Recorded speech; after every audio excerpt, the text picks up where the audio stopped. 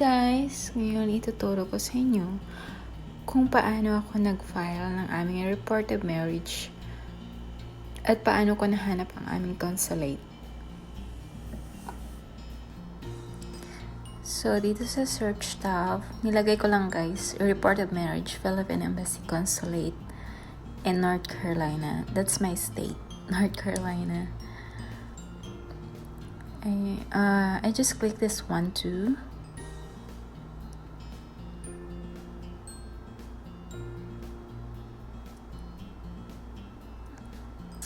So here it is.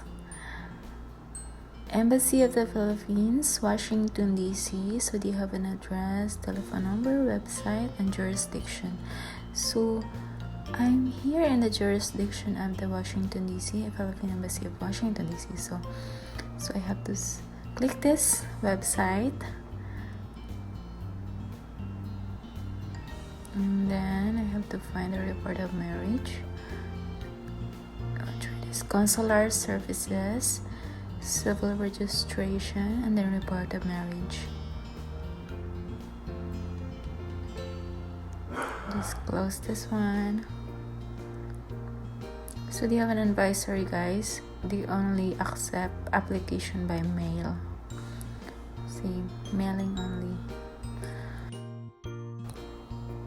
So guys, always follow the instructions and directions. See, we have to read all of this para iwas problema guys. Follow na lang natin ang instructions. So, nakalagay na dito yung mga documents or requirements to send together with the report of marriage form. So, my next video guys, ipapakita ko din sa inyo ang lahat ng aming requirements na pinasa at saka paano ko ginawa ang aming cover letter. Ayan.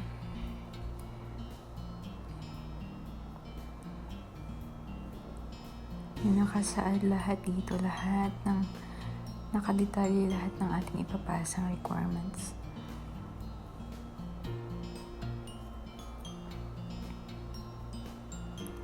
Yan. Ito lang kaklik natin guys, report of marriage contracted abroad form. And then, ito na yung magsushow up. I-fill upan lang natin dito guys. So, first part is for my husband's details. So I put my husband's last name here.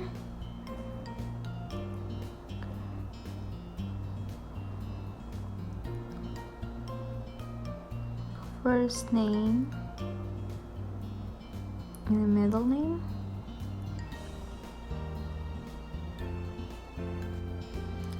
And then date of birth. There's an example at the bottom guys, and follow that. So place of birth 2, civil status. He is a U.S. citizen. So.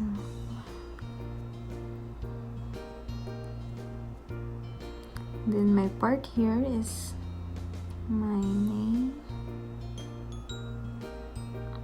So the name I use here is before we got married, or your single name.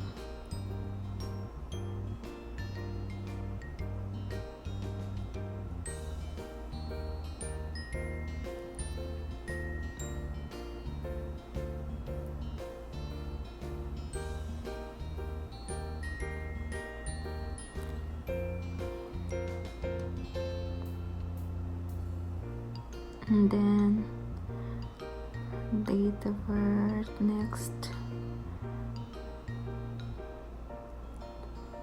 place of birth as a Philippine citizen. So Philippine citizen, US citizen. And then part here is the date of marriage and place of marriage, name of 2 witnesses. So fill out lang natin yan guys. Pati na din yung name of officiating or your breast or the name of breast officiate your marriage. And then the name of office or office of law sample. Then down here is the details of ascendant, so my husband's father's name and my husband's mother's name, this part here, and then my part here, my father's full name, and then my mother's full name down there too.